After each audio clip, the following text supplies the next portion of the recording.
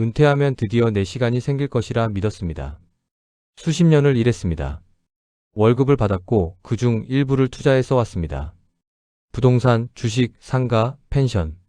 이것들이 은퇴 후 생활을 지탱해 줄 것이라 믿었습니다. 퇴직금도 받았습니다. 이 돈을 잘 굴리면 노후가 편안할 것이라 생각했습니다. 그런데 막상 은퇴를 맞이하고 나니 현실이 달랐습니다. 투자했던 것들이 생각처럼 되지 않는 경우가 생겼습니다. 수익은 기대보다 작고 문제는 기대보다 많았습니다. 팔고 싶어도 팔리지 않고 현금이 필요한데 돈이 묶여있고 관리하기도 생각보다 힘들었습니다. 뒤돌아보면 그때 그 결정이 후회됩니다. 오늘은 은퇴한 분들이 가장 많이 후회하는 투자 5가지를 이야기하겠습니다. 이미 은퇴하신 분들에게는 지금이라도 점검할 기회가 되길 바랍니다. 아직 은퇴 전인 분들에게는 미리 알고 준비하는 기회가 되길 바랍니다. 공포를 조장하려는 것이 아닙니다. 같은 실수를 반복하지 않기 위해서입니다. 첫 번째 후회. 퇴직금을 한 번에 상가에 넣었습니다. 월세가 매달 들어오면 노후가 해결될 것이라 믿었습니다. 은퇴 직후 퇴직금이 생기면 무언가를 해야 한다는 압박감이 생깁니다. 은행 이자는 너무 낮고 주식은 무섭고 그나마 눈에 보이는 부동산이 안전해 보입니다. 상가를 사면 임차인이 월세를 내고 그 월세로 생활하는 그림이 그려졌습니다. 그런데 현실은 달랐습니다. 임차인이 장사가 안 된다며 나갔습니다. 새 임차인을 구하는데 몇 달이 걸렸습니다. 그 사이 관리비, 재산세, 대출, 이자가 나갔습니다. 월세가 들어오지 않는데 나가는 돈은 계속됐습니다. 임대료를 낮춰도 임차인이 없는 경우도 있었습니다. 자영업이 어려워지고 온라인 소비가 늘면서 오프라인 상가 수요 자체가 줄었습니다. 팔고 싶어도 팔리지 않았습니다. 사려는 사람이 없었습니다. 돈이 묶였습니다. 상가 투자가 나쁜 것이 아닙니다. 하지만 입지, 공실 리스크, 임대 수요, 유동성을 꼼꼼히 확인하지 않고 월세 수익만 보고 투자한 것이 후회로 남았습니다. 노후 자금은 유동성이 중요합니다. 언제든 쓸 수 있어야 합니다. 팔리지 않는 자산에 노후 자금 대부분을 묻어두는 것이 위험한 이유입니다. 두 번째 후회. 연금 대신 목돈 투자를 선택했습니다. 한 번에 받으면 더 잘 굴릴 수 있을 것이라 믿었습니다. 퇴직금을 연금으로 받을지 일시금으로 받을지 선택하는 경우가 있습니다. 연금보험이나 개인연금도 일시 해지를 선택하는 경우가 있습니다. 이 돈을 더 잘 투자하면 연금보다 더 많이 받을 수 있다는 생각이 있었습니다. 하지만 투자가 생각대로 되지 않았습니다. 주식에 넣었다가 손실을 봤습니다. 부동산에 넣었다가 팔지 못하고 있습니다. 지인의 사업에 투자했다가 돌려받지 못했습니다. 연금은 작아 보여도 죽을 때까지 나옵니다. 30년을 더 산다면 그 합산 금액이 엄청납니다. 그리고 투자와 달리 원금 손실 위험이 없습니다. 연금을 포기하고 목돈 투자를 선택했을 때 그 투자가 실패하면 다시 채울 방법이 없습니다. 은퇴 후에는 새로운 소득이 생기기 어렵습니다. 잃으면 끝입니다. 정기적으로 나오는 연금의 가치를 과소평가한 것이 많은 분들의 후회입니다. 세 번째 후회. 지인을 믿고 투자했습니다. 오랜 친구였으니까, 오래 아는 사람이었으니까 믿었습니다. 은퇴 후 목돈이 생기면 주변에서 투자 이야기가 들어옵니다. 오래된 친구가 사업에 투자하면 수익을 나누겠다고 합니다.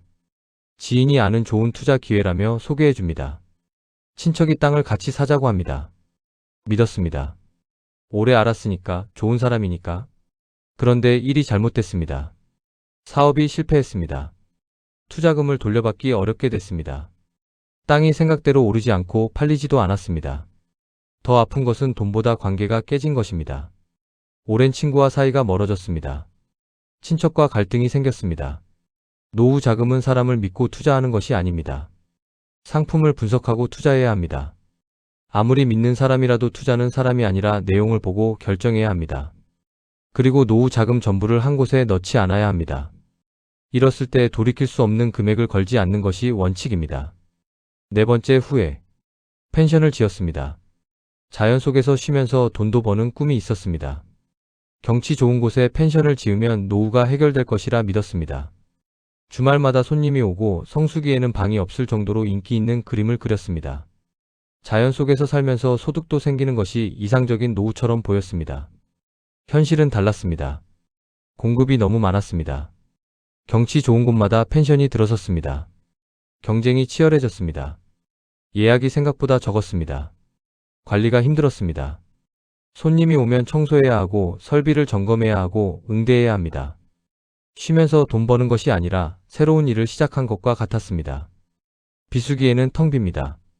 성수기 수익으로 비수기를 버텨야 하는데 성수기 예약도 생각보다 적으면 연간 수익이 기대에 미치지 못합니다.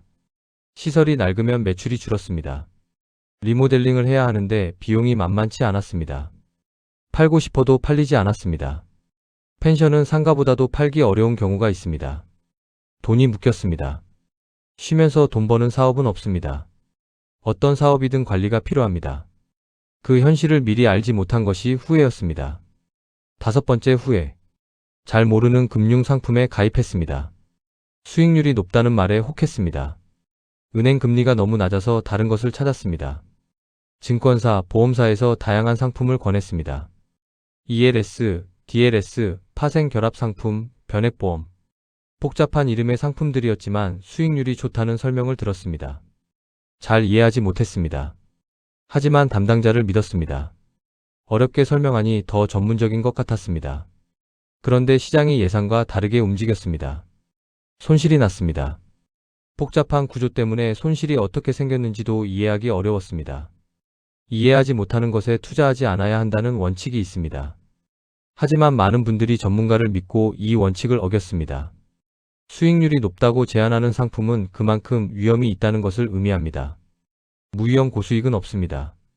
수익률이 높으면 왜 높은지를 이해해야 합니다.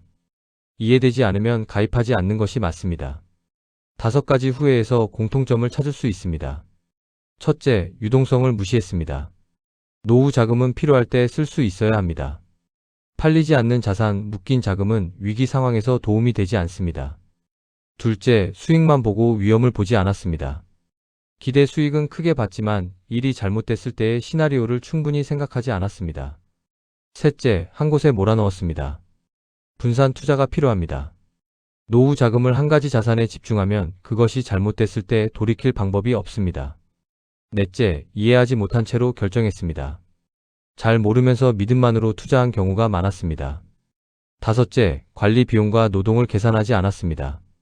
상가, 펜션. 이것들은 그냥 두면 돈이 들어오는 것이 아닙니다. 관리의 시간, 비용, 에너지가 필요합니다. 노후 투자에서 기억해야 할 원칙이 있습니다. 유동성을 확보하십시오. 일부는 언제든 쓸 수 있는 현금성 자산으로 두어야 합니다.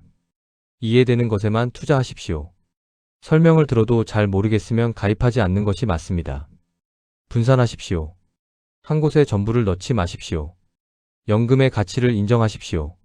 작아 보여도 죽을 때까지 나오는 연금은 매우 귀중한 자산입니다. 사람이 아닌 내용을 보십시오. 아무리 믿는 사람의 권유라도 투자 내용을 직접 확인하십시오. 오늘 이야기를 마무리하겠습니다. 이 5가지 후회를 한 분들이 나쁜 결정을 한 것이 아닙니다.